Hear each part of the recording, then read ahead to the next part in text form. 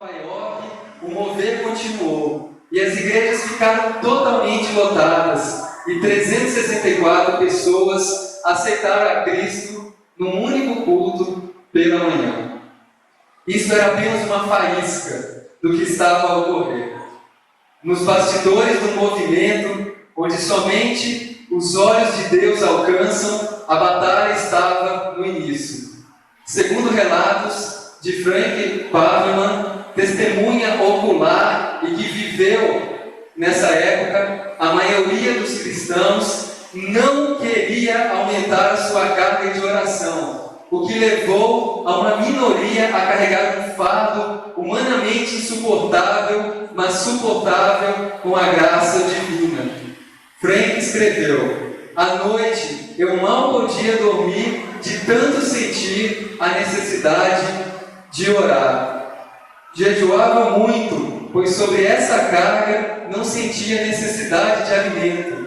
Em certa época, fiquei em angustiosa intercessão por 24 horas seguidas, sem interrupção. Fiquei muito esgotado, as orações praticamente me consumiam. Comecei até a gemer enquanto dormia.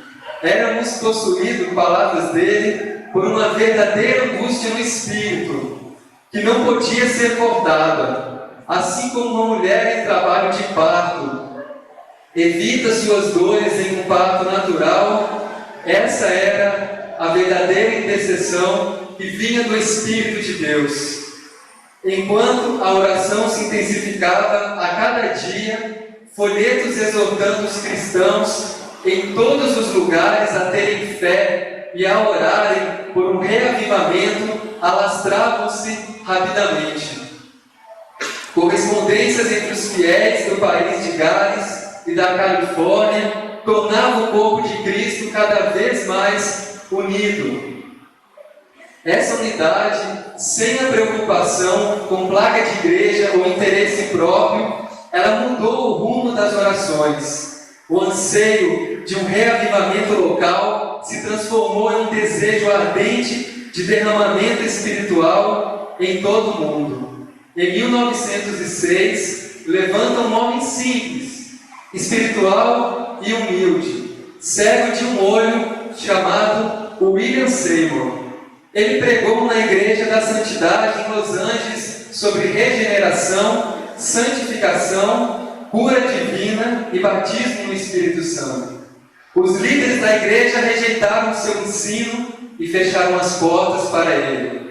No entanto, em meio à perseguição, Seymour continuou firme e inabalável em seu trabalho ao Senhor. Os membros daquela igreja que creram na pregação de Seymour começaram a realizar reuniões com ele em suas casas. Alguns sentiam-se compelidos a passar horas em oração e outros tiveram visões confirmando que Deus iria abençoá-los em Los Angeles com derramamento espiritual. O grupo continuou a se reunir para a oração e adoração, realizando cultos na casa de Richard e Ruth Asbury, na rua Bonnie Braille. Os outros tiveram informações a respeito dos cultos e começaram a frequentá-los, incluindo algumas famílias de negros e brancos, o que era incomum naquela época, devido à segregação racial que tomara conta do país. Assim, em 9 de abril de 1906, Edward Lee foi batizado no Espírito Santo e começou a falar em línguas, após Seymour ter orado com ele. O Espírito de Deus se moveu sobre aqueles crentes reunidos e 6 outras pessoas começaram a orar em línguas naquela mesma noite. Poucos dias mais tarde, em 12 de abril, Seymour finalmente recebeu o batismo no Espírito Santo, aproximadamente às 4 da manhã, depois de ter orado a noite inteira. Eles clamaram durante 3 dias e 3 noites. As pessoas vinham de todas as partes.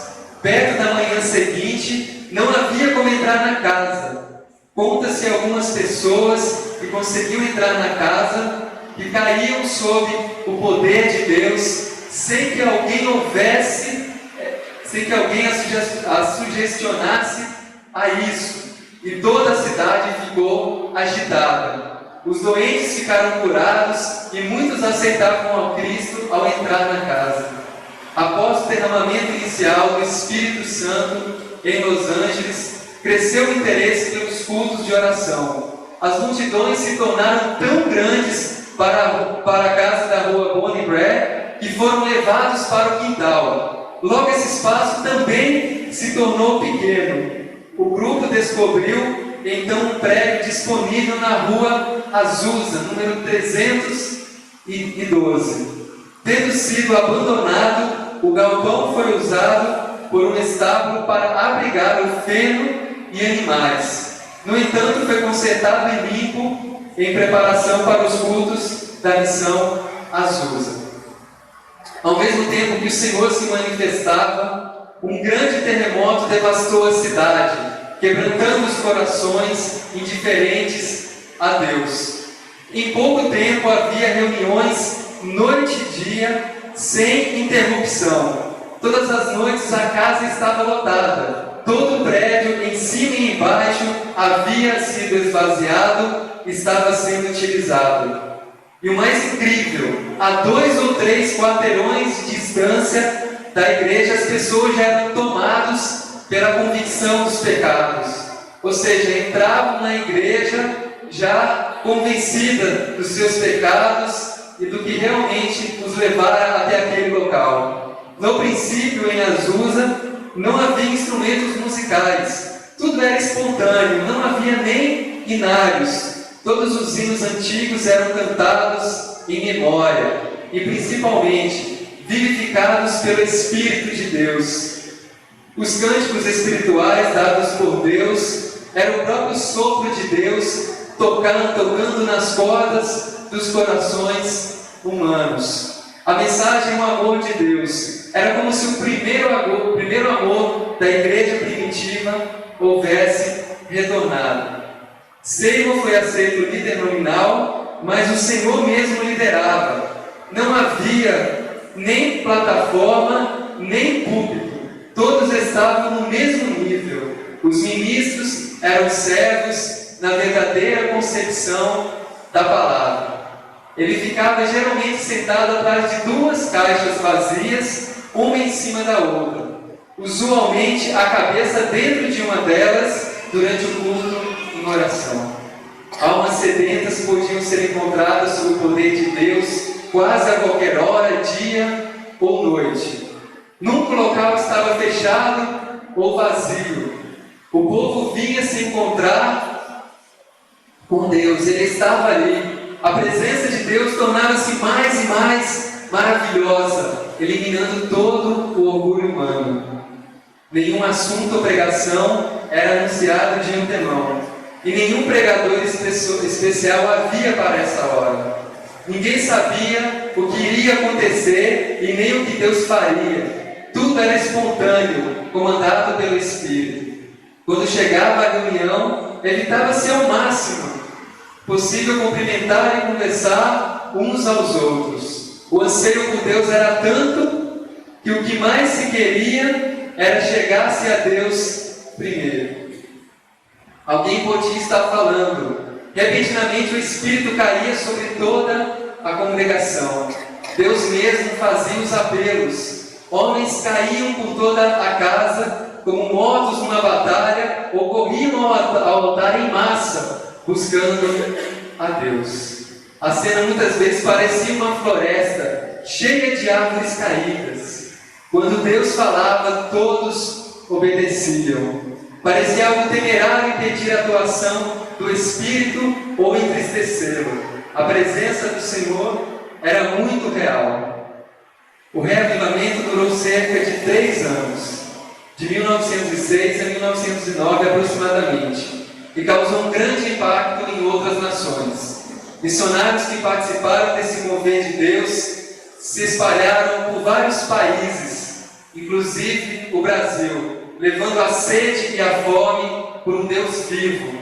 Muitas igrejas foram levantadas e tiveram seus propósitos restaurados por meio desse avivamento.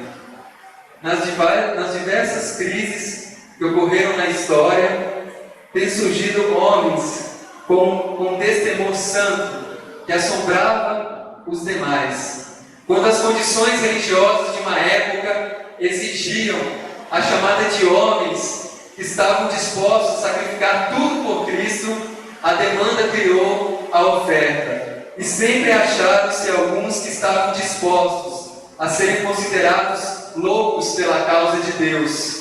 Um total desprendimento com relação às regras humanas para chegar-se a Deus é a única atitude que pode vir de encontro às exigências do tempo presente.